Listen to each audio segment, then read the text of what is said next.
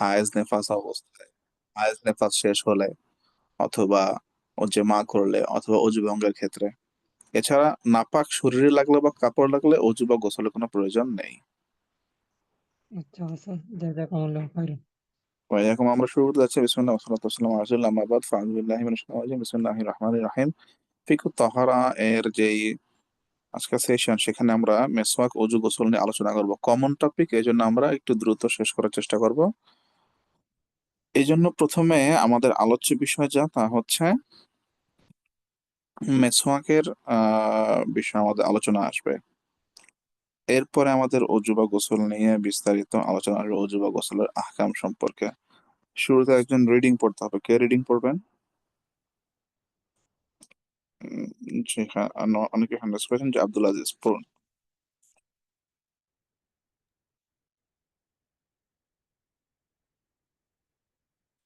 ফিকহুত তাহারাত। মিশক, ফজিলত, গুরুত্ব ও পদ্ধতি। শাব্দিক অর্থ: মিশক শিকওয়া ধাতু থেকে নির্গত, এর অর্থ মাজা বা ঘষা। পারিভাষিক অর্থ: পরিভাষায় মিশক বলা হয় গাছের ডাল বা শিকড় যা দিয়ে দাঁত মাজা ও পরিষ্কার করা হয়, আর দাঁত মাজাকেও মিশক করা বলা হয়। মিশক করে দাঁত পরিষ্কার করা আল্লাহর নিকট অত্যন্ত প্রিয়। রাসূলুল্লাহ সাল্লাল্লাহু আলাইহি ওয়াসাল্লাম এর প্রতি বিশেষ যত্নবান ছিলেন এবং এর প্রতি তাগিদও করেছেন। আচ্ছা দেখুন, মিশকের প্রথমে ফজিলত। আমরা দেখতে পাচ্ছি যে যে যে কোনো বিষয়ের একটি থাকবে হচ্ছে লুগাবি অর্থ। লুগাবি অর্থ মানে শাব্দিক অর্থ। আরেকটি থাকবে হচ্ছে পারিভাষিক অর্থ, মানে যেটা শারঈ তারিফ বা পারিভাষিক সংজ্ঞা। তো মেসওয়াক মূলত সিওয়াক, সিওয়াক ঢাল থেকে নির্গত। আরবিতে একে বলা হয় একে বলা হয় মাজদার। মাজদার মানে ক্রিয়ামূল, রুট ভার্ব। ওকে, ক্রিয়ামূল, রুট ভার্ব। তো এই রুট ভার্ব বা ক্রিয়ামূল বা ধাতু বা মাজদার, এটা হচ্ছে সিওয়াক। এই সিওয়াক মানে হচ্ছে মাজা বা ঘষা। ওকে, পরীক্ষায় যদি প্রশ্ন আসে তো এটা খেয়াল রাখতে হবে, ছোট ছোট প্রশ্ন কিন্তু খেয়াল রাখতে হবে, যে মেসো মেসোয়াক কোন ধাতু থেকে নির্গত এবং এর অর্থ কি। দ্বিতীয় বিষয় হচ্ছে মেসোয়াকের হুকুম। আমরা সামনে দেখব মেসোয়াক হচ্ছে সুন্নাহ। সুন্নাহ তাকিদ পূর্ণ সুন্নাহ, যাকে আমরা সুন্নাহ মুআক্কাদা বলে থাকি। 3 নম্বর বিষয় হচ্ছে মেসোয়াকের মেসোয়াকের ক্ষেত্রে কিছু ফজিলত সামনে আসবে। এই ফজিলত গুলো আপনারা দেখবেন। ফজিলতের ক্ষেত্রে আমাদের একটি মৌলিক উসুল হচ্ছে, অনেক ফজিলত দয়ীফ বা দুর্বল হাদিস দ্বারা সাব্যস্ত হতে পারে। আপনারা যখন সেকেন্ড সেমিস্টারে উসুলুল হাদিস পড়বেন, তখন সেখানে দেখবেন যে দয়ীফ হাদিস এর রাওয়ায়াত করা বা নকল করা, বর্ণনা করার কিছু শর্ত রয়েছে। এই ব্যাপারে মুহাদ্দিসিনদের 3টি মত রয়েছে। এর মধ্যে কোন কোন মুহাদ্দিসিন যারা মুতলাকান, অর্থাৎ শর্তহীন ভাবে দয়ীফ হাদিসকে পরিত্যাগ করেন। বাকি এই এর সংখ্যা খুবই কম, অর্থাৎ খুব কম সংখ্যক মুহাদ্দিসিনই এই মতের পক্ষে, যারা দয়ীফ হাদিসকে শর্তহীন ভাবে পরিত্যাগ করেন। বাস্তবিক অর্থে দয়ীফ হাদিস হচ্ছে হাদিস। ওকে, দয়ীফ হাদিস হাদিস, কিন্তু রাবিতের সিফাতের কারণে তাকে এই হাদিসকে দয়ীফ বলে সাব্যস্ত করা হয়। আর দয়ীফ হাদিসের মধ্যে স্তর রয়েছে। দয়ীফ হাদিসের মধ্যে 4-5টা স্তর রয়েছে। ওকে, যার সর্বোচ্চ পর্যায়ে হচ্ছে দয়ীফ, আর সর্বনিম্ন পর্যায়ে হচ্ছে মাউদু বা যা বানোয়াট, যা মূলত হাদিসই না। তো আমাদের আলোচ্য বিষয় হচ্ছে দয়ীফ। তো মেসওয়াকের ক্ষেত্রে কিছু আছে হাসান বা সহিহ হাদিস, কিছু আছে দয়ীফ হাদিস। আমরা সবগুলোই কম বেশ এখানে নিয়ে এসেছি, কারণ দয়ীফ হাদিস উম্মার অধিকাংশ মুহাদ্দিসিনদের মত অনুযায়ী শর্ত সাপেক্ষে দয়ীফ হাদিস ফজিলতের ক্ষেত্রে বর্ণনা করা যেতে পারে। ওকে, শর্ত সাপেক্ষে দয়ীফ হাদিস ফজিলতের ক্ষেত্রে বর্ণনা করা যেতে পারে। দয়ীফ হাদিস থেকে কোনো হালাল হারামের হুকুম বের করা যাবে না শুধুমাত্র দয়ীফ হাদিস থেকে, বা শুধুমাত্র দয়ীফ হাদিস থেকে, হ্যাঁ, বেসিক আকীদা সংক্রান্ত কোনো মাসালা বের করা যাবে না। এছাড়া অন্যান্য ক্ষেত্রে ফজিলত বা তারগিব তারহিব বলা হয়। তারগিব তারহিব উৎসাহ প্রদান করা, সতর্ক করা, এই সমস্ত ক্ষেত্রে শর্ত সাপেক্ষে দঈফ হাদিস বর্ণনাযোগ্য। ওকে, আমরা ইনশাল্লাহ উসুল হাদিসের সেশন গুলোতে নেক্সট সেমিস্টারে আমরা আরো বিস্তারিত জানবো। তো যাই হোক, সামনে কিছু হাদিস আসবে, পড়ুন মিসওয়াকের ফজিলত থেকে। মিসওয়াকের ফজিলত। মিসওয়াকের বহু ফজিলত হাদিসে বর্ণিত হয়েছে। এ প্রসঙ্গে রাসূলুল্লাহ সাল্লাল্লাহু আলাইহি ওয়াসাল্লাম ইরশাদ করেছেন, মিসওয়াক মুখের পরিষ্কার পরিচ্ছন্নতার মাধ্যম, আল্লাহর সন্তুষ্টির উপায়। অন্য এক হাদিসে আছে, হযরত আবু উমামা রাদিয়াল্লাহু তাআলা আনহু থেকে বর্ণিত, রাসূলুল্লাহ সাল্লাল্লাহু আলাইহি ওয়াসাল্লাম ইরশাদ করেছেন, এমনটি কখনো হয়নি যে জিবরাইল আমার নিকট এসেছেন আর আমাকে মিসওয়াকের আদেশ দেননি। এতে আমার আশঙ্কা হচ্ছিল যে মিসওয়াকের কারণে আমার মুখের অগ্রভাগ ছিলে না ফেলি।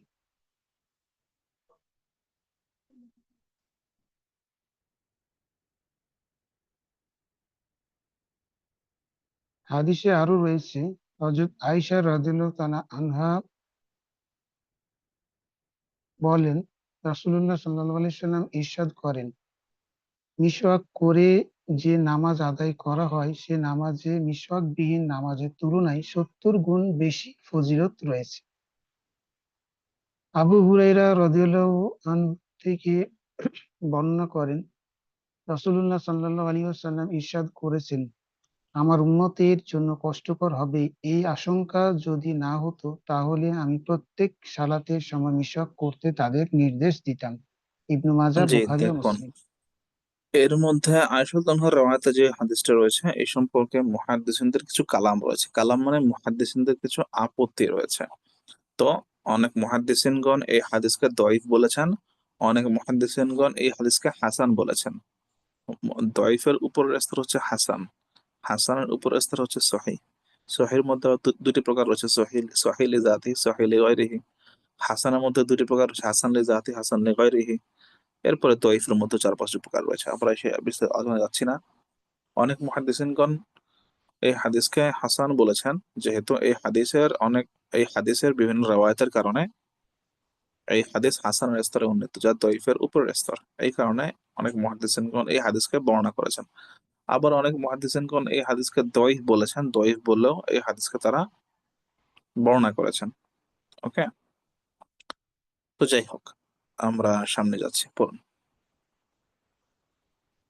মিসওয়াক কি দিয়ে করব? যেসব গাছের স্বাদ তিতা সেসব গাছের ডাল দিয়ে মিসওয়াক করা মুস্তাহাব। জাইতুনের ডাল দিয়ে মিসওয়াক করা উত্তম। মিসওয়াক নরম হওয়া উচিত এবং তা হাতের আঙ্গুলের মতো মোটা হওয়া এবং এক বিঘত পরিমাণ লম্বা হওয়া বাঞ্ছনীয়।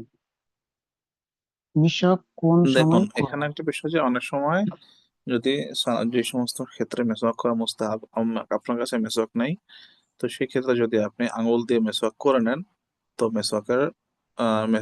মেসওয়াকের সুন্নাহ আদায় হয়ে যাবে, মেসওয়াকের সুন্নাহ আদায় হয়ে যাবে। পড়ুন। মিসওয়াক কোন সময় করব? অধিকাংশ উলামায়ে কেরামের মতে অজুতে কুলি করার পূর্বে মিসওয়াক করা উত্তম। তবে কোন কোন আলিম অজু করে মিসওয়াকের কথাও বলেছেন। ঘুম থেকে জাগ্রত হওয়ার পর, নামাজের আগে, মজলিসে যাওয়ার পূর্বে, কুরআন ও হাদিস তিলাওয়াত করার পূর্বে মিসওয়াক করা মুস্তাহাব। আচ্ছা, দেখুন, প্রথমত আসে যে বিভিন্ন মুহাদ্দিসিনদের মধ্যে ইখতিলাফ রয়েছে, মতভেদ রয়েছে যে মেসওয়াক ওযুর সুন্নত নাকি সালাতের সুন্নত। ওকে, ওযুর সুন্নত নাকি সালাতের সুন্নত, এটা এই ইখতিলাফ গুলো মূলত একাডেমিক ইখতিলাফ। আমলের ক্ষেত্রে আমলের ক্ষেত্রে এই ইখতিলাফ এর প্রভাব খুবই সীমিত, এই কারণে যে আপনি যখন আমল করবেন তখন আপনি চাইলে ওযুর সময় মেসওয়াক করতে পারেন, আবার সালাতের আগে করতে পারেন। যাই হোক, তো মুহাদ্দিসিনগণ ইখতিলাফ করেছেন যে মেসওয়াক করা ওযুর সুন্নাহ নাকি নামাজের সুন্নাহ। ঠিক আছে, তো উম, অনেক মুহাদ্দিসিনগণ বলেছেন যে মেসওয়াক করা হচ্ছে অজুর সুন্নাহ, এবং তারা এই জন্য বলেছেন যে যখন কুলি করবে, কুলি করার পূর্বে মেসওয়াক করে নিবে। তো মেসওয়াক করলে তারা তরতিব করেছেন, মেসওয়াক করলে মুখ থেকে ময়লা বের হবে, অথবা মুখ থেকে দুর্গন্ধ চলে যাবে, অথবা মেসওয়াক করার পরে কুলি করা হলো একটা তরতিব, একটা হচ্ছে সিস্টেম, অ্যাপ্রোচ।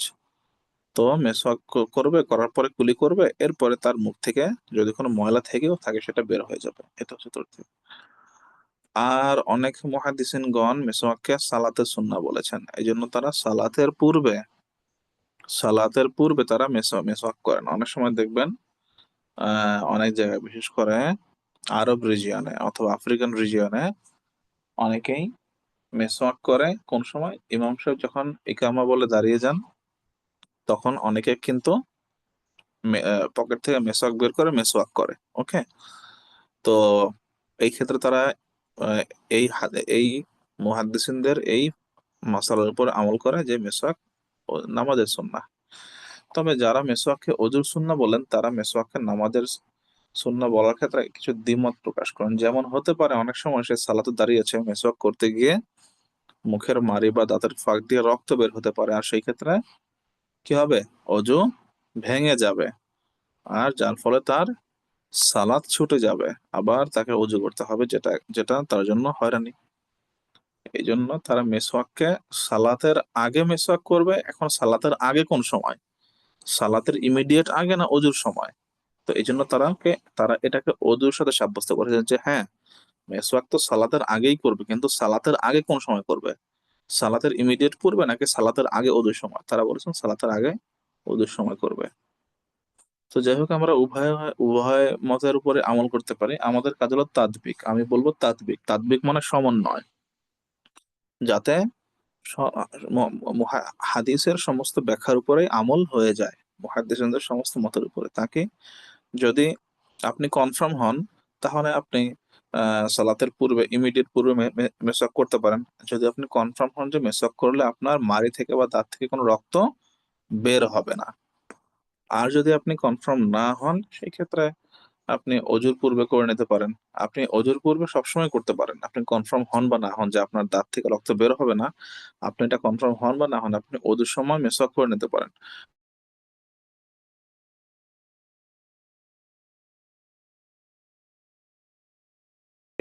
সেই অনুযায়ী আপনি না সালাতের পূর্বে করতে পারেন, না করতে পারেন।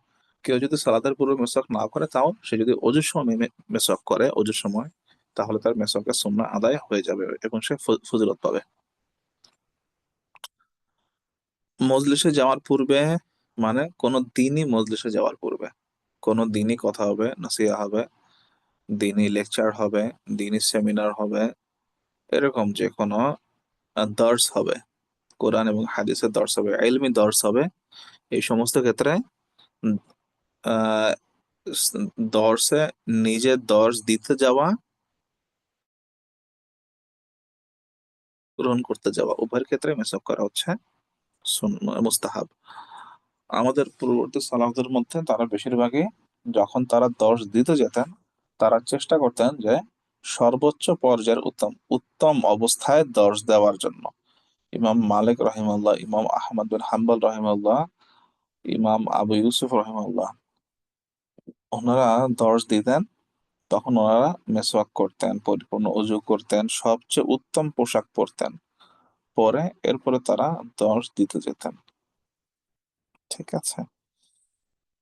আচ্ছা, আমরা পরে একটু সামনে একটু পরে মেসওয়াকের মাসনুন তরিকা পড়ুন। মিসওয়াকের মিসওয়াক করার মাসনুন তরিকা: মুখের ডান দিক শুরু করা এবং দাঁতের প্রস্থের দিক থেকে মিসওয়াক করা, দৈর্ঘ্যের দিক থেকে নয়। মিসওয়াক না পাওয়া গেলে আঙ্গুল শুকনো কাপড় দ্বারা মিসওয়াক করাও জায়েজ এবং মিসওয়াকের ফজিলত লাভ হবে।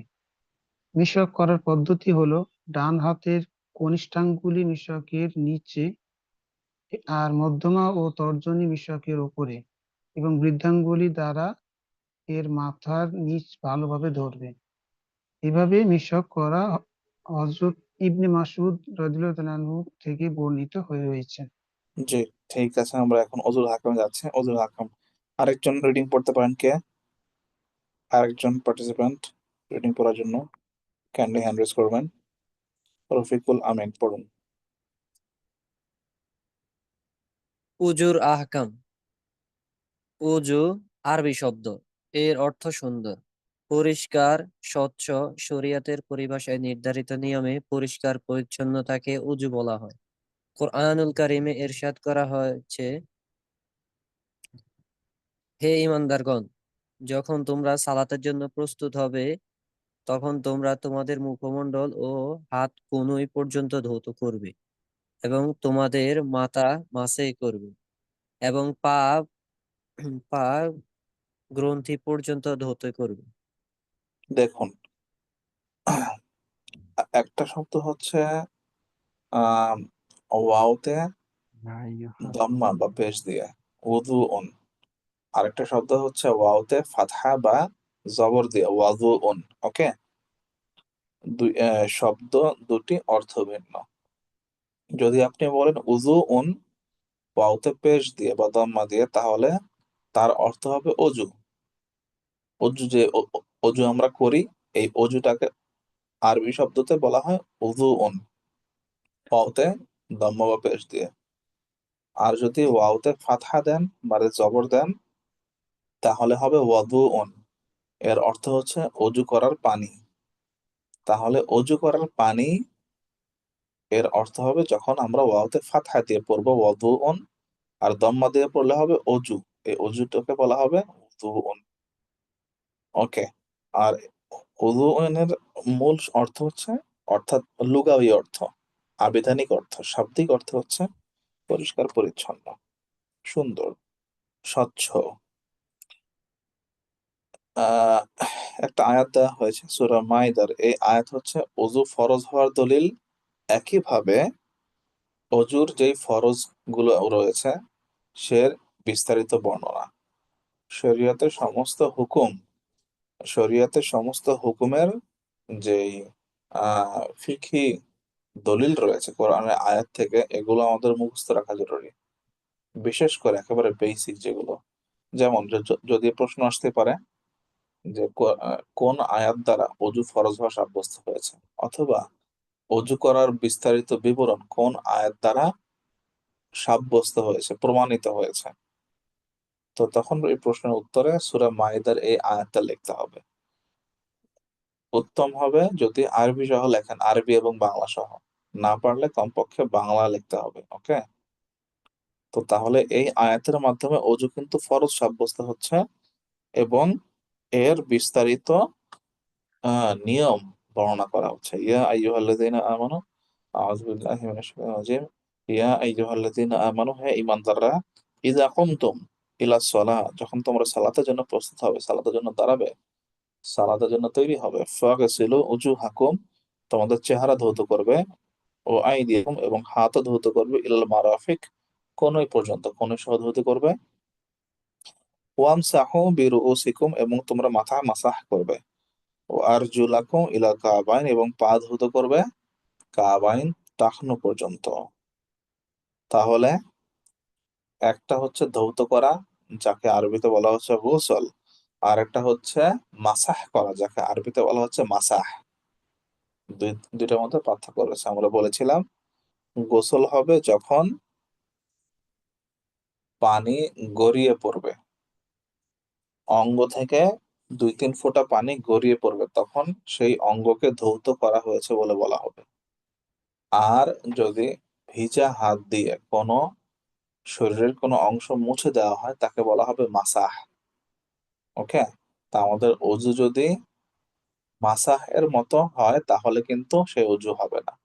হাত, পা, চেহারা, মুখমণ্ডল ধৌত ধৌত করতে হবে, আর এর জন্য পানিকে গড়িয়ে দিতে হবে। আর পানি যদি আমি গড়িয়ে দেই, তখনই 2-3 ফোঁটা পানি গড়িয়ে পড়ে যাবে। ওকে, এতেই ধৌত সাব্যস্ত হবে, এবং অবশ্যই কোনো অংশ শুকনো থাকা যাবে না। পড়ুন। উজুর ফজিলত। নুআম মুজমির রহমতুল্লাহ আলাইহি থেকে বর্ণিত, তিনি বলেন, আমি আবু হুরায়রা রাদিয়াল্লাহু তাআলা আনহু এর সঙ্গে মসজিদের ছাদে উঠলাম।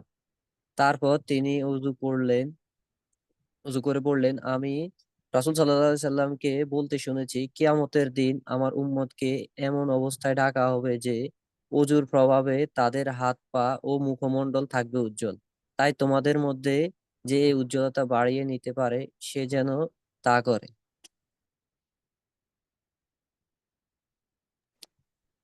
ওমরান রহমাতুল্লাহ আলাই থেকে বর্ণিত, তিনি উসমান ইবনে আফফান রাদিয়াল্লাহু তাআলা আনহাকে দেখেছেন যে তিনি পানির পাত্র আনিয়ে উভয় হাতের তালুতে 3 বার ঢেলে তা ধুয়ে নিলেন। এরপর ডান হাত পাত্রের মধ্যে ঢুকালেন। তারপর কুলি করলেন ও নাকে পানি দিয়ে নাক পরিষ্কার করলেন। তারপর তার মুখমণ্ডল 3 বার ধুয়ে এবং 2 হাত কনুই পর্যন্ত 3 বার ধুয়ে নিলেন। এরপর মাথা মাসে করলেন। তারপর উভয় পা গিরা পর্যন্ত 3 বার ধুয়ে নিলেন। পরে বললেন, রাসূল সাল্লাল্লাহু আলাইহি সাল্লাম বলেছেন, যে ব্যক্তি আমার মতো এরকম ওযু করবে, তারপর 2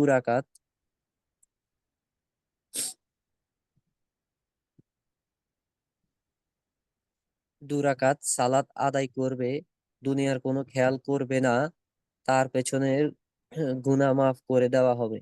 নবী এর দ্বারা সাল্লাল্লাহু উদ্দেশ্য হচ্ছে এর দ্বারা উদ্দেশ্য হচ্ছে ছোট ছোট যে গুনাহ, সগীরা গুনাহ এটা, হ্যাঁ, যেটা বড় যে গুনাহ, যায় গুনাহ কবিরা বলা হয় কাবায়ের, এই সমস্ত গুনাহের ক্ষেত্রে তওবা শর্ত পূর্ণ।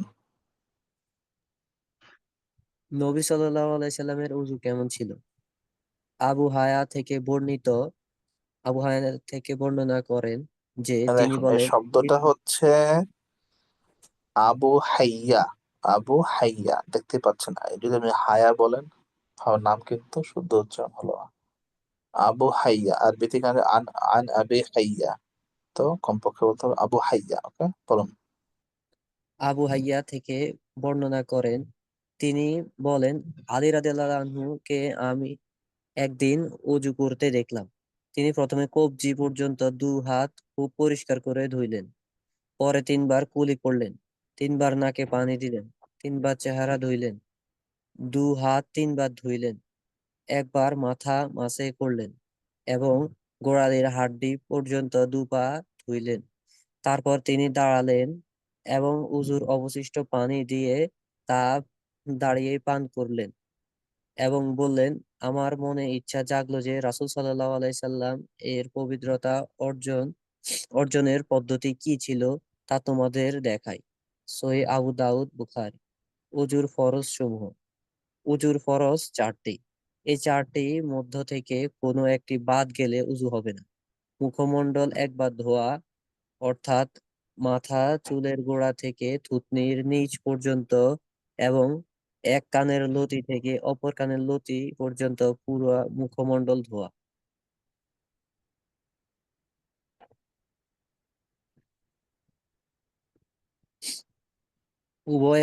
উভয় হাত কনুই সহ একবার ধোয়া। 3. মাথার 1/4 একবার মাসে করা। 4. উভয় পা গ্রন্থি সহ একবার ধোয়া। দেখুন, ফরজ হচ্ছে কমপক্ষে একবার ফরজ, আর সুন্নাহ হচ্ছে 3 বার। ওকে, আমরা বুখারীর বিভিন্ন হাদিসের মধ্যে দেখতে পাই, বুখারীর মধ্যে রাসূল সাল্লাল্লাহু আলাইহি ওয়াসাল্লাম কখনো একবার অজুর সময় অঙ্গ প্রত্যঙ্গ কখনো একবার ধুয়েছেন, কখনো 2 বার ধুয়েছেন, কখনো 3 বার ধুয়েছেন। কেন একবার ধুয়েছেন? একবার ধুলেও যে অজু আদায় হয়ে যাবে, এবং একের নিচে তো আর আর কিছু নাই, একের নিচে হলো শূন্য, মানে কমপক্ষে একবার করে হলেও অজুর অঙ্গগুলো ধুতে হবে। তাহলে একবার ধুলেও যে অজু আদায় হয়ে যায়, এটা বোঝাতে রাসূল সাল্লাল্লাহু আলাইহি ওয়াসাল্লাম একবার ধুয়েছেন। এর মানে যে আমরা সবসময় একবার ধুবো তা নয়। তো যাই হোক, একবার ধোয়া হচ্ছে ফরজ। রাসূল সাল্লাল্লাহু আলাইহি ওয়াসাল্লাম 3 বার ধুয়েছেন, তাহলে 3 বার এর রেওয়ায়াত পাওয়া যায়। 3 বার ধোয়া হচ্ছে সুন্নাহ। আর কখনো 2 বার ধুয়েছেন অজুর অঙ্গগুলো। কেন? কারণ 2 বার ধোয়াও যে জায়েজ, না হলে এটা একটা প্রশ্ন থেকে যেত, একবার ধোয়া যাবে, 3বার ধোয়া যাবে, 2 বার কি ধোয়া যাবে? 2 বার ধুলে কি এটা কোনো শরীরের দৃষ্টিতে কোনো মাকরুহ হবে কিনা, বা অপছন্দনীয় হবে কিনা, বা কোনো সমস্যা আছে কিনা? তো বৈধতা বোঝাতে রাসূল সাল্লাল্লাহু আলাইহি ওয়াসাল্লাম 2 বার ধুয়েছেন। অনেক সময় এমন হতে পারে যে সময় নেই, অথবা পানি কম, অথবা সফরের তাড়াহুড়ো আছে বা শরিয়ার কোনো বৈধ শরীয়তসম্মত কারণ আছে, সেক্ষেত্রে আপনি চাইলে একবার বা দুইবার ধুতেই পারেন, কিন্তু স্বাভাবিক ক্ষেত্রে 3 বার ধোয়া সুন্নাহ এবং এটারই প্র্যাকটিস করা উচিত। আর তিনের অতিরিক্ত তিনের অতিরিক্ত ধোয়া এটা হচ্ছে মাকরুহ, এর দ্বারা পানি অপচয়ের সম পরিমাণ হয়। এখন 3 বার ধোয়ার পরেও যদি আপনার মনে হয় কোনো একটা অংশ শুকনো রয়ে গেছে, তখন তো আপনাকে সেই অংশ ধুতেই হবে, কিন্তু স্বাভাবিক ক্ষেত্রে 3বারই সর্বোচ্চ পর্যায়। আর মুখমণ্ডল, দেখুন একটা হচ্ছে মুখ, যেটা শুধুমাত্র মুখ বলা হয়, আর একটা হচ্ছে মুখমণ্ডল, পুরো চেহারা, ফেস, এর নির্ধারিত সীমা শরিয়া নির্ধারণ করে দিয়েছে। উপরে মাথার চুলের গোড়া মানে কপালের উপরে, যেখান থেকে চুল শেষ কপাল শুরু, এখান থেকে শুরু করে থুতনির নিচ পর্যন্ত, কানের লতি থেকে অপর কানের লতি। যাদের দাড়ি আছে তারা দেখবেন যে দাড়ির পরেও কানের লতির মাঝখানে কিছু ফাঁকা জায়গা থাকে, সেটাও কিন্তু চেহারার অন্তর্ভুক্ত এবং ওই জায়গাটুকু ধোয়া ফরজ। কারো যদি ওই জায়গাটুকু শুকনো থেকে যায়, অজু কিন্তু আদায় হবে না, চেহারাও ধোয়া হবে না, চেহারার ফরজও আদায় হবে না, অজুও হবে না, অজুও সই হবে না, নামাজও হবে না।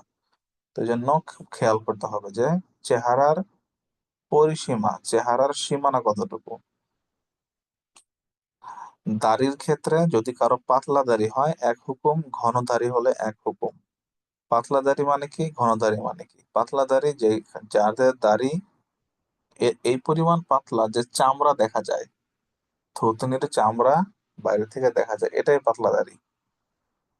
আর ঘন দাড়ি, যে দাড়ির ভিতর থেকে, যে বাইরে থেকে, যেই দাড়ি থাকলে বাইরে থেকে থুতনির চামড়া নর্মালি দেখা যায় না, এটাই ঘন দাড়ি।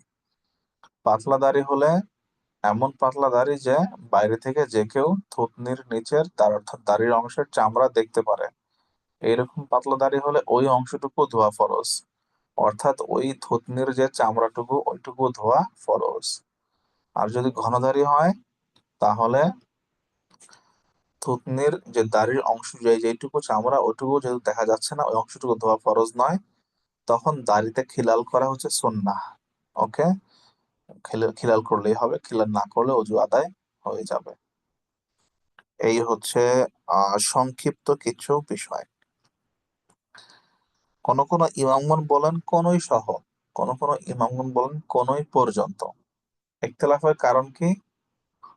উম আয়াতে পড়েছিলেন ইলাল মারাফিকি, তাই না? মারাফিক মানে হচ্ছে কি? কোনই, কোনই সহ, কোনই পর্যন্ত। ইয়া আইয়ুহাল্লাযীনা আমানু ইযা কুমতুম ইলাস সালাতি ফাগসিলু উজুহাকুম ওয়া আইদিয়াকুম ইলাল মারাফিক।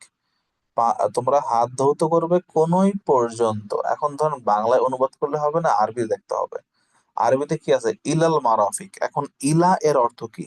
দেখুন, এর আগের এইখানে যে আয়াত দ্বারা সাব্যস্ত হলো অজু করা ফরজ, ইলা এর অর্থ কি? ইলাল মারাফিক, ইলা এর অর্থ কি? তো এই ইলা এটা হচ্ছে একটি হরফ, একটি হরফ। আহ আহ, যারা গ্রামারবিদ, আরবি ব্যাকরণবিদ, তাদের মতে এই ইলার একাধিক অর্থ রয়েছে।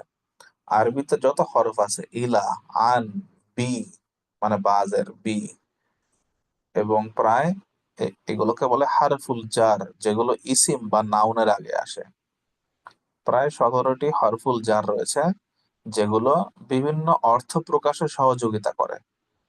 ইংলিশে আছে না গ্রুপ ভার্বস, একটা ভার্বের সাথে টু হলে এক অর্থ, অন হলে এক অর্থ, off, O double F, off হলে এক অর্থ, ওকে, ইনটু হলে এক অর্থ, উইথ হলে এক অর্থ, উইদিন হলে আরেক অর্থ, তাই না? বিভিন্ন ইংলিশে ভার্বের সাথে প্রিপজিশন এরকম যুক্ত হয়ে গ্রুপ ভার্ব ক্রিয়েট করে বিভিন্ন অর্থ অর্থ হতে পারে। ফ্রেজ, বিভিন্ন তারা ফ্রেজ ক্রিয়েট করে। ঠিক একইভাবে আরবিতেও এরকম হরফগুলো বাক্যের মধ্যে যুক্ত হয়, ইসিম বা নাউনের আগে বসে, বসে বিভিন্ন অর্থ তৈরিতে সহযোগিতা করে। এই যে ইলা, এর অর্থ পর্যন্ত হয়, আবার এর অর্থ সহ হয়। পর্যন্ত মানে কি? কোনই পর্যন্ত ধোবে, মানে কি কোনই পুরোটা ধোয়া লাগবে না, কোনইয়ের সীমা পর্যন্ত ধুলেই হবে। আরেকটা হচ্ছে কোনই সহ, মানে কনুই সহ আপনাকে হাত ধুতে হবে। আপনি যদি কনুই পর্যন্ত হাত ধোন, অজু হবে না। অজু না হলে নামাজও হবে না। কেন? কনুইয়ের কিছু অংশ বাকি রয়ে গেছে। কনুই পর্যন্ত মানে কনুই পর্যন্ত হালকা ছুলেই হবে। আর কনুই সহ মানে কি? কনুই সহ পুরোটা মানে পুরা কনুই সহ ধুয়ে ধুলে এই অজু আদায় হবে। তো এক হচ্ছে ইলা এর অর্থ কি, আরেক হচ্ছে হাত এর সংজ্ঞা কি। অর্থাৎ অজুর ক্ষেত্রে এই যে হাত ধুতে বলা হয়েছে, কোন পর্যন্ত হাত ধরা হবে, কনুই সহ না কনুই পর্যন্ত, এটা ডিপেন্ড করতেছে এখানে ইলার উপরে। যে সমস্ত ইমামগণ ইলা এর অর্থ পর্যন্ত নিয়েছেন, তারা বলেন কনুই পর্যন্ত হাত ধুবে, তখন তাদের ক্ষেত্রে কনুই আহ আহ কনুইয়ের একটা অংশ পর্যন্ত ধুলেই অজু আদায় হয়ে যায়। আর যে সমস্ত ইমামগণ কনুই সহ অর্থ নিয়েছেন ইলায়ের অর্থ, সেই ক্ষেত্রে কনুই পুরোটা ধুতে হবে অজুর ক্ষেত্রে। তাদের ক্ষেত্রে যদি কনুই না ধোয়া হয়, কনুইয়ের কোনো অংশ বাদ পড়ে যায়, তাহলে অজু হবে না, অজু সহি হবে না, এবং এই অসম্পূর্ণ অজুদের নামাজ হবে না। তো যাই হোক, এখন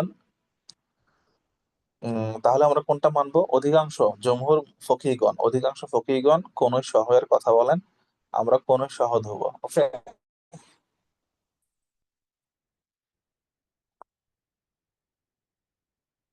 করুন। আব্দুল্লাহ ইবনু আমর রাদিয়াল্লাহু তাআলা আনহু থেকে বর্ণিত যে নবী সাল্লাল্লাহু আলাইহি সাল্লাম এক সফরে আমাদের পিছনে রয়ে গিয়েছিলেন। এরপর তিনি আমাদের কাছে পৌঁছে গেলেন। তখন আমরা আসরের সালাত শুরু করতে দেরি করে ফেলেছিলাম। তাই আমরা উযু করেছিলাম এবং তাড়াতাড়ির কারণে আমাদের পা মাসে করার মতো হালকাভাবে ধুয়ে নিচ্ছিলাম। তখন তিনি উচ্চস্বরে বললেন, পায়ের গোড়ালির জন্য জাহান্নামের আযাব রয়েছে। দুবার অথবা তিনবার তিনি একথা বললেন। যেহেতু মাসাহ করলে তো, পা মাসাহ করলে তো আর পা ধোয়ার ফরজ আদায় হবে না, এই কারণে পা ধুতে হবে। পা ধুতে হবে, এর জন্য যদি আহ আহ, মানে জামাত জামাতের দু এক রাকাত ছুটে যায় বা জামাত তো ছুটে যায়, হ্যাঁ, তারপরও পা ধুয়েই উজু করতে হবে। ইভেন ইফ যদি ওয়াক্ত শেষ হয়ে যায়, তারপরও পা ধুয়েই, পা ধোয়া ছাড়া তো আর উজু হবে না, তাই না? পা ধুয়ে তারপরে সালাতে দাঁড়াতে হবে। ওকে, পা মাসাহ করলে হবে না। তো প্রসিদ্ধ হাদিস, ওয়াইলুল লিল আকাবি মিনান নার, ওয়াইলুল লিল আকাবি মিনান নার, ওয়াইলুন, ধ্বংস, লিল আকাব, গোড়ালির জন্য, যে যা তা জাহান্নামে যাবে। এখন কেন জাহান্নামে যাবে? যেহেতু এই অংশ অজুর অংশ নয়। আর যে ব্যক্তি অজু ছাড়া সালাত আদায় করবে, এটা তো অনেক গর্হিত কাজ, অনেক বড় আযাবের কারণ। আর দ্বিতীয়ত, এই ব্যক্তি আলসেমির কারণে আল্লাহ তাআলার একটা হুকুম, ফরজ হুকুম আদায় আলসেমি করলো, ঠিক মতো হুকুম আদায় করলো না, যার ফলে তার অজু হলো না। এই জন্য এই সমস্ত এই কথা বলা হয়েছে। করুন, অজু সুন্নত করো। আবু হুরায়রা রাদিয়াল্লাহু তাআলা আনহু হতে বর্ণিত যে রাসূল সাল্লাল্লাহু আলাইহি সাল্লাম একদিন সাহাবীদের বললেন, আমি কি তোমাদের এমন এক বিষয়ের কথা বলবো যার কারণে আল্লাহ তাআলা গুনাহ বিদূরিত করে দিবেন এবং মর্যাদা বৃদ্ধি করে দিবেন? সাহাবীগণ বললেন, অবশ্যই বলুন হে রাসূল। রাসূল সাল্লাল্লাহু আলাইহি সাল্লাম বললেন, তা হলো কষ্টকর অবস্থায় পূর্ণভাবে ওযু করা, বেশি করে মসজিদে যাওয়া, এক সালাতের পর আরেক সালাতের অপেক্ষা করা। এ হলো জিহাদের প্রস্তুতি নিয়ে সীমান্ত প্রতিরক্ষার মতো। ইবনু মাজাহ, মুসলিম, তিরমিজি। যে আমরা এখানে আজকে শেষ করে দেবো, আমাদের সময় যত শেষ হয়ে যাচ্ছে। এই হাদিসের ব্যাখ্যা করে আমরা শেষ করে দেবো, কারণ আমাদের অনেক লম্বা আরো রয়েছে, আরেকদিন প্রয়োজন আমাদের এই সেশনের জন্য। দেখুন, শরীয়তে বিভিন্ন হুকুমের ক্ষেত্রে কিছু রয়েছে হাকিকি, আর কিছু রয়েছে হুকমি। হাকিকি, হুকমি। হাকিকি মানে বাস্তবিক যে জিনিসটা ওইটাই, আর হুকমি মানে হুকুমগত, নির্দেশগত। যেমন দেখেন, কোন কোন নাপাক পদার্থ, সেটা বাস্তবেই নাপাক, মল মূত্র, পেশাব পায়খানা, এগুলো বাস্তবেই কি নাপাক। এই কারণে এগুলোকে বলা হয় হাকিকি নাপাক পদার্থ, হাকিকি নাজাসাত পড়েছেন আপনারা। আর কোন কোন অবস্থাটা হচ্ছে বাস্তবিক নাপাক নয়, বাস্তবিক ক্ষেত্রে নাপাক পদার্থ নয়, আল্লাহ তাআলার হুকুমের কারণে, শরিয়ার হুকুমের কারণে নাপাক বলে সাব্যস্ত করা হয়। যেমন কি, যদি হাওয়া বের হয় পেট থেকে, গ্যাস ছাড়ে কেউ পশ্চাৎ দেশ দিয়ে, তো তাহলে সে নাপাক হয়ে যায়। এখন এই নাপাক কি দেখা যাচ্ছে? দেখা যাচ্ছে না, ফিলও করা যাচ্ছে না, ঠিক আছে? কিন্তু আল্লাহ তাআলা হুকুম দিয়েছেন যে এই অবস্থায়, শরিয়ার হুকুম হচ্ছে এই অবস্থায় সে নাপাক বলে সাব্যস্ত হবে, এই কারণে নাপাক। বাহ্যিকভাবে কোনো নাপাক পদার্থ দেখা যাচ্ছে না। তো কেউ ঘুমালো, এটা নিয়ে অনেক ডিটেইল ব্যাখ্যা রয়েছে। কারণ ঘুমানো কিন্তু কোনো নাপাক কর্ম নয়। গ্যাস ছাড়লে তো একটা বোঝে না, একটা গ্যাস ছাড়ছে, বায়বীয় জিনিস হলে একটা জিনিস ছাড়ছে, ঘুম হলে কি তা হয়? হয় না। হাদিসের বিভিন্ন ভাষা অনুযায়ী ঘুমালে মানুষের শরীর আহ, ঢিলা হয়ে যায়। ঢিলা বলতে মানে বোঝাচ্ছে মানুষ তার শরীরের কোনো অবস্থা বুঝতে পারে না। এবং ঘুম অবস্থায় মানুষ হলো অর্ধমৃতের মতো, সে কিছু বুঝতে পারে না। এই কারণে কেউ যদি চরম ঘুমের কারণে কোনো সালাত কাজা হয়ে যায়, শরীয়ত তার ব্যাপারে নমনীয়। হ্যাঁ, উঠে আবার কাজা আদায় করতে হবে, কিন্তু শরীয়ত তার ব্যাপারে নমনীয়। যদি এমন কারো চরম ঘুম হয়, সে উঠতেই পারে না। ওকে, কিন্তু চেষ্টা করতে হবে।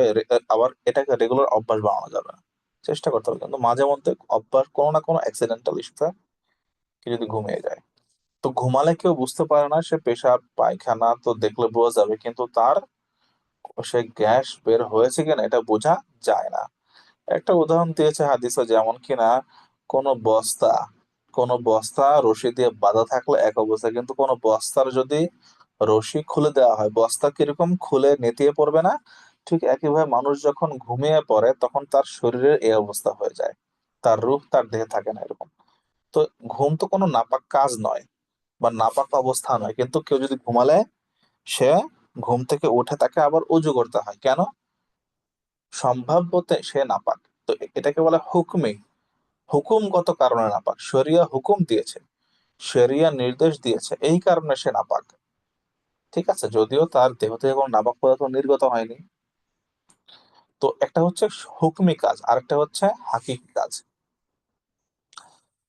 সবসময় মনে রাখতে হবে যে হাকিকি হচ্ছে বেশি মজবুত, হুকমি হচ্ছে তুলনামূলক কম মজবুত। মানে মজবুতের বিষয়টা কিরকম, ধরেন এক হচ্ছে হাকিকি শহীদ, আরেক হচ্ছে হুকমি শহীদ। হাকিকি শহীদকে, যে ব্যক্তি আল্লাহ তাআলার রাস্তায় শরিয়া সম্মত জিহাদে, শরিয়া সম্মত জিহাদ বলতে হবে, শরিয়া অর্থাৎ যেই যেই যুদ্ধকে শরিয়া জিহাদ বলে সাব্যস্ত করেছে। যে কোনো যুদ্ধকেই জিহাদ বলা যাবে না, যে কোনো সশস্ত্র লড়াইকে জিহাদ বলা যাবে না। যেই সশস্ত্র লড়াইকে শরিয়া জিহাদ বলে সাব্যস্ত করেছে, সেই সশস্ত্র লড়াইতে যারা শহীদ, একইভাবে কোন ইসলামী রাষ্ট্র পাহারা দিতে গিয়ে, ইসলামী রাষ্ট্রের বর্ডার পাহারা দিতে গিয়ে যারা শহীদ হয়, তারা হচ্ছে হাকিকি শহীদ। তারা কি? হাকিকি শহীদ, মানে বাস্তবিক অর্থেই শহীদ। আর কিছু আছে হুকমি শহীদ। হুকমি শহীদ কি? হুকমি শহীদ যেমন বিভিন্ন হাদিসের, একাধিক হাদিসের রাওয়ায়াত থেকে আমরা পাই যে কেউ যদি কোনো দুর্ঘটনায় মারা যায়, পানিতে ডুবে মারা যায়, আগুনে পুড়ে মারা যায়, প্রেগনেন্ট মহিলা যদি আহ, আহ, তার ওয়াজে হামল অর্থাৎ প্রসব অবস্থায় মারা যায়, অথবা কেউ কারো সাহায্য করতে গিয়ে, অথবা কেউ কোনো মহামারীতে আক্রান্ত হয়ে, হ্যাঁ, মহামারীতে আক্রান্ত হয়ে মারা যায়, এই সমস্ত ক্ষেত্রে এই ব্যক্তিকে শহীদ বলে সাব্যস্ত করা হয়। অথবা কেউ নিজের জানমাল হেফাজত করতে গিয়ে, নিজের পরিবারের জানমাল হেফাজত করতে গিয়ে মারা যায়, নিজেকে আত্মরক্ষা করতে গিয়ে মারা যায়, এই সমস্ত ক্ষেত্রে এই লোকেরা শহীদ বলে সাব্যস্ত হয়, শহীদের মর্যাদা পায়, শহীদের সওয়াব পায়। কিন্তু ওনারা হচ্ছে হুকমি শহীদ। হুকমি শহীদ ক্যাটাগরির ক্ষেত্রে সেকেন্ড ক্যাটাগরি। আর হাকিকি শহীদ কারা? যারা বাস্তবিক অবস্থায়, অর্থাৎ যেই শব্দের কারণে শহীদ শব্দের উৎপত্তি, সেই শব্দ কোনটা? হাকিকি জিহাদের ক্ষেত্রে, অর্থাৎ যেটা সশস্ত্র লড়াই। জিহাদের ক্যাটাগরি কেউ কেউ আহ কেউ কেউ সশস্ত্র লড়াই ছাড়া অন্যান্য কাজকেও অনেক মুহাদ্দিসিনগণ জিহাদ বলে সাব্যস্ত করেছেন, সেই ক্ষেত্রেও একই কথা। আমরা বলছি হাকিকি জিহাদ, সশস্ত্র লড়াইয়ের ক্ষেত্রে, সশস্ত্র জিহাদের ক্ষেত্রে যিনি মারা যান তিনি হচ্ছেন শহীদের সর্বোচ্চ স্তরের পর্যায়ের। আবার জিহাদের ক্ষেত্রে দেখেন, জিহাদের একটা হচ্ছে হাকিকি, আরেকটা হচ্ছে হুকমি। হাকিকি কোনটা? যেটা আসলে সশস্ত্র লড়াই। আর আরেকটা হচ্ছে ইসলাম কায়েমের জন্য যে কোনো চেষ্টা প্রচেষ্টা, যে কোনো অবস্থায় শরিয়া বিরোধী নয় এমন যে কোনো চেষ্টা প্রচেষ্টাকেও জিহাদ বলা হবে, এর ফজিলত সে পাবে।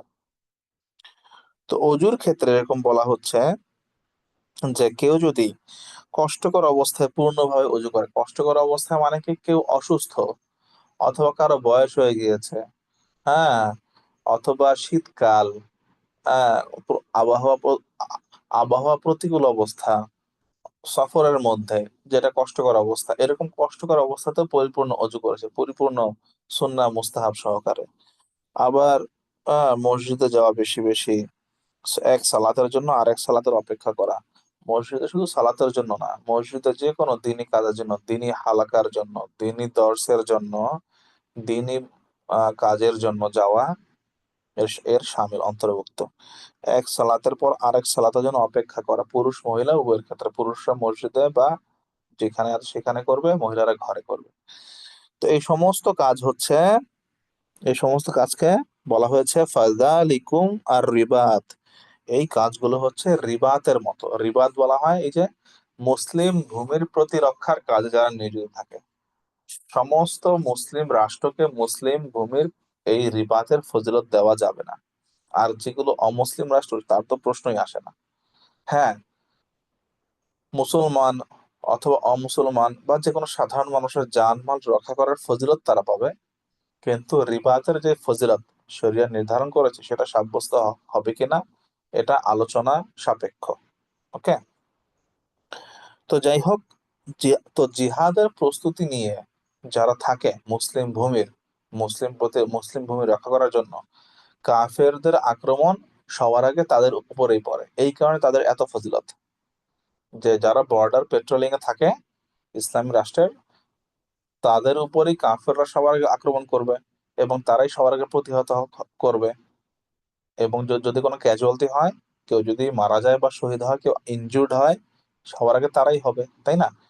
এই কারণে তাদের ফজিলত অনেক বেশি। আর আহ এই যে হাদিসের মধ্যে কিছু কাজের কথা বলা হয়েছে, এই কাজকে রিবাদের সাথে তুলনা করা হয়েছে। এর মানে যে রিবাদ করা লাগবে না বা রিবাতের ফজিলত এতে আদায় হয়ে যাবে না, তা নয়। বরং রিবাতের সাথে তুলনা দিয়ে এই কাজগুলোর মর্যাদা বোঝানো হয়েছে। কখনোই এই কাজগুলো রিবাতের সমপর্যায়ে হবে না, কিন্তু এই কাজগুলো কম ফজিলতপূর্ণ নয়, বরং রিবাতের মতোই ফজিলতপূর্ণ। একটা হচ্ছে হাকিকি, এই কাজটাই রিবাত, আর একটা হচ্ছে রিবাতের মতো। দুইটার মধ্যে পার্থক্য আমরা তাহলে বুঝতে পারলাম। তো এইভাবে করে শরিয়া বিভিন্ন ক্ষেত্রে, আমার আলোচনার মূল টপিক হচ্ছে শরিয়ার একটা প্রিন্সিপাল হচ্ছে হাকিকি কাজকে আহ হুকমি কাজের সাথে তুলনা দিয়ে কোন হুকমি কাজের শ্রেষ্ঠত্ব বোঝানো। অনেক সময় শহীদ হওয়াকে আহ সাম- শহীদ হওয়াকে হাদিসে উল্লেখ করে অন্যান্য কাজকে গুরুত্ব দেওয়া হয়। যেরকম আমি বললাম, বিভিন্ন বিভিন্ন অবস্থায় যারা শহীদ হয়েছে তাদেরকে শহীদ বলে সম্মান জানানো হয়েছে, তাদের ফজিলত বলা হয়েছে, আর এর দ্বারা শহীদ হওয়াকে সামনে রাখা হয়েছে। তো হাকিকি কাজ হচ্ছে শহীদ হওয়া, আর হুকমি কাজ হচ্ছে অন্যান্য যে কাজগুলো, যে কাজগুলো শহীদের মর্যাদা মতো বহন করে। একইভাবে হাকিকি কাজ হচ্ছে রিবাত, আর হুকমি কাজ হচ্ছে এই যে কাজগুলো, 3-4টা কাজের কথা বলা হলো, এগুলো এর দ্বারা এক হচ্ছে হাকিকি কাজকেও বোঝানো হলো, আর হুকমি কাজের গুরুত্ব বোঝানো হলো। হুকমি কাজ মানে যেটা হুকুমগত কারণে হাকিকি কাজের মর্যাদা সম্পন্ন বলা হয়েছে। রিবাতের মর্যাদা সম্পন্ন যে কাজগুলো, এই কাজগুলো বলা হয়েছে, এগুলো গুরুত্ব রিবাতের মতোই, কম গুরুত্বপূর্ণ নয়। ওকে। ঠিক একইভাবে দেখেন, 3 বার সূরা ইখলাস আদায় করলে, 3 বার সূরা ইখলাস পড়লে, হ্যাঁ, তা কি একবার কোরআন খতমের সমান সওয়াব পাওয়া যায়, এরকমই তো আমরা জানি, তাই না? তো এর মানে কি তাহলে কোরআন খতম করা লাগবে না? তা নয়, বরং কোরআন খতম করলে যে সওয়াব পাওয়া যাবে, যে নূর অর্জন হবে, হাসিল হবে, তা তো তুলনাই করা যায় না। কিন্তু আহ সূরা ইখলাস এর আমল বেশি করার গুরুত্ব দেওয়ার জন্য এই হাদিস উল্লেখ করা হলো। ঠিক আছে, তো এই হচ্ছে আমাদের একটা টপিক মূলত। অবশ্য আমরা যে আলোচনাটা করলাম এটা কিন্তু উসুলুল ফিকের একটা সংশ্লিষ্ট আলোচনা, কিন্তু আমাদের ইলম অর্জনের জন্য এরকম অনেক আলোচনা মাঝখানে মাঝখানে চলে আসবে। তো এটা হচ্ছে একটা মৌলিক উসুল যে শরিয়ার দৃষ্টিকোণ থেকে হাকিকি আর হুকমি জিনিস বলতে কি বোঝায়, এর গুরুত্ব কি। বিভিন্ন হাদিসে আমরা এরকম দেখতে পাবো হাকিকি এবং হুকমি জিনিস বর্ণনা করবে, তাহলে আমরা আসলে এর ব্যাখ্যা কিভাবে করব, হাদিসের ব্যাখ্যা। আর দ্বিতীয় হচ্ছে যে আহ আহ, অজুরও আমরা কিছু ফজিলত আমরা জানলাম। ঠিক আছে, আমাদের সেশন আজকে এই পর্যন্ত। কারো কোনো প্রশ্ন হলে হ্যান্ড রেজ করতে পারবো, চ্যাট বক্সে লিখতে পারেন। আমরা একটা চ্যাট বক্সে দেখি প্রশ্ন হচ্ছে, হ্যাঁ অবশ্যই। সমাজের অন্যায় দেখুন, সমাজের অন্যায় শব্দটা হচ্ছে একটা আহ একটা ভেগ টার্ম, একটা অস্পষ্ট একটা পরিভাষা। এইটা আহ সমাজ ভেদে, কোন সমাজ ভেদে অন্যায় শব্দটার ব্যাখ্যা ভিন্ন ভিন্ন হয়। কোন কোন সমাজ এমন জিনিসকে অন্যায় বলে সাব্যস্ত করেছে যেটা শরিয়ার দৃষ্টিতে অন্যায় নয়, বরং যেটাকে অন্যায় বলা, যেই কাজটাকে অন্যায় বলা হচ্ছে ওই কাজটাই করা উচিত ছিল। আর কোন কোন ক্ষেত্রে সমাজের অন্যায় জিনিসটা শরিয়ার সাথে মিলে। এই জন্য সমস্ত কিছুকে মানদণ্ড, শরিয়ার মানদণ্ড দিয়ে মাপতে হবে, শরিয়া আইনের মানদণ্ড দিয়ে মাপতে হবে। তো শরিয়া আইনে মানদণ্ড দিয়ে মাপার পরে যদি কোনো কাজকে অন্যায় বলে সাব্যস্ত হয় ওই কাজটা অন্যায়, যদি কোনো কাজকে ন্যায় বলে সাব্যস্ত হয় ওই কাজটা ন্যায়। তো যাই হোক, শরিয়া দৃষ্টিকোণ থেকে যদি কোনো কাজকে সমাজে অন্যায় বলে সাব্যস্ত করে এবং সে অন্যায়ের বিরুদ্ধে প্রতিবাদ করতে গিয়ে কারো যদি মৃত্যু হয়, হ্যাঁ সেই ব্যক্তিও শহীদ হবে। যদি কোনো কাজ শরিয়া দৃষ্টিকোণ থেকে আসলেই অন্যায় হয় আর সে অন্যায়ের প্রতিবাদ করার কারণে কেউ যদি কাউকে মেরে ফেলা হয়, অবশ্যই সে শহীদ বলে গণ্য হবে।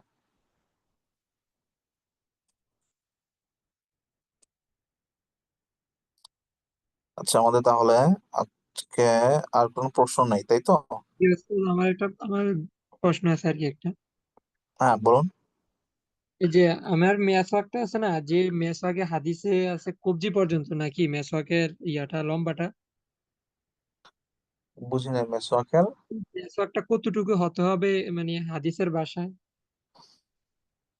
মানে মেসওয়াকের লম্বা যেটা হওয়া। জি জি। জি, এটা কমপক্ষে এটা একটা হচ্ছে দৈর্ঘ্য আর একটা হচ্ছে প্রস্থ। ঠিক আছে, জি। প্রস্থ তো কমপক্ষে আঙ্গুল সমপরিমাণ, কনিষ্ঠ আঙ্গুল সমপরিমাণ হতে হবে।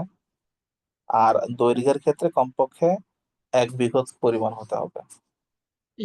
আমার তো মনে করেন পকেটে ক্যারি করতে অসুবিধা হয় বা রেগুলার রাখতে একটু ইয়ে হয়, সেই ক্ষেত্রে আমি যদি এই যে 1 বিঘার মানে অর্ধেক রাখি ছোট করে পকেটে ক্যারি করার সুবিধাতে, তাহলে কি এটা সুন্নাহ পালন হবে না? আসলে একটা একটা হচ্ছে মেসওয়াক, মেসওয়াক কিরকম হতে হবে এটা একটা শরীরের রুলিং।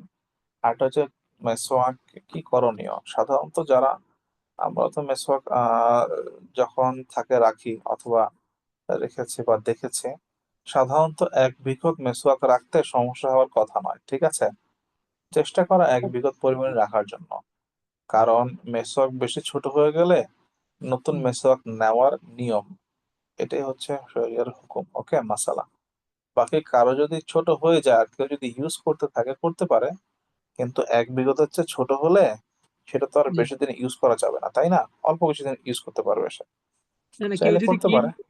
এরকম করি আর কি, 1 বিঘতের একটা মেসওয়াক কিনি, তখন আমি মাঝখান দিয়ে এটা কেটে ফেলে আর কি, মানে পকেটে একদম ছোট, মানে একদম ওইটা শূন্য হবে না চাইলে নাকি? করতে পারে, হ্যাঁ করতে পারে। সর্বোচ্চ আমার মনে হয় যে 4 আঙ্গুল পরিমাণ, আমাদের হাতের চার জি জি। আঙ্গুল পরিমাণ দৈর্ঘ্য হলেও হবে। ও জি, কিন্তু সেটা। হ্যাঁ, উত্তম হচ্ছে 1 বিঘত পরিমাণে ইউজ করা, ওটাই চেষ্টা করা হচ্ছে যদি করি আসলে। স্যার আরেকটা প্রশ্ন হচ্ছে, মনে করেন যারা, এটা তো আলেমদের দুইটা মত, একটা আছে অজুর সুন্নাহ মেসওয়াক, আর একটা আছে সলাতের সুন্নাহ। এখন অনেকের দেখা যাচ্ছে সলাতের অজু থাকে, হ্যাঁ, এখন সেই ক্ষেত্রে কি সে আরে অজু থাকে সলাতের জন্য আর কি, সে আর অজু করা লাগে না, এখন সেক্ষেত্রে কি সে সলাতের আগে মেসওয়াক করবে?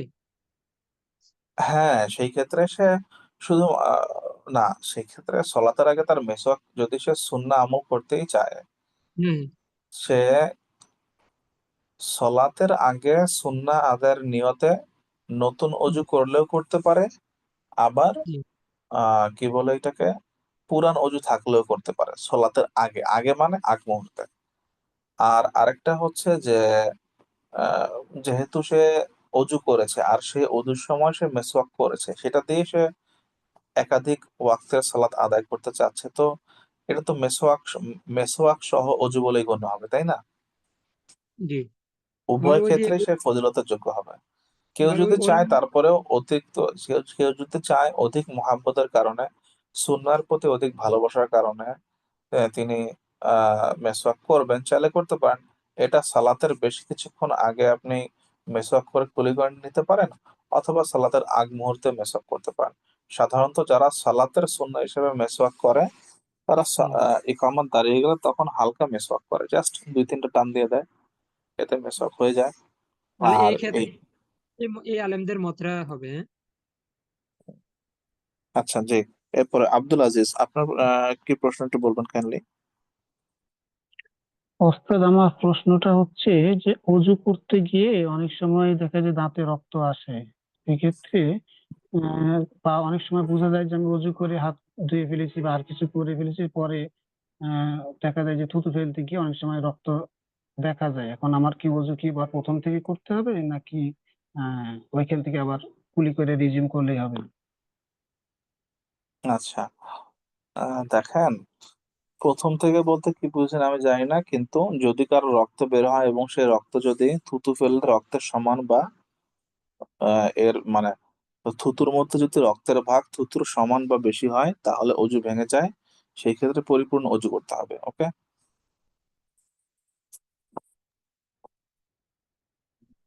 জি। তাহলে আমাদের সেশন আজকে এই পর্যন্ত। জাযাকুমুল্লাহ খায়ের। আসসালামু আলাইকুম ওয়া রাহমাতুল্লাহি ওয়া বারাকাতুহু।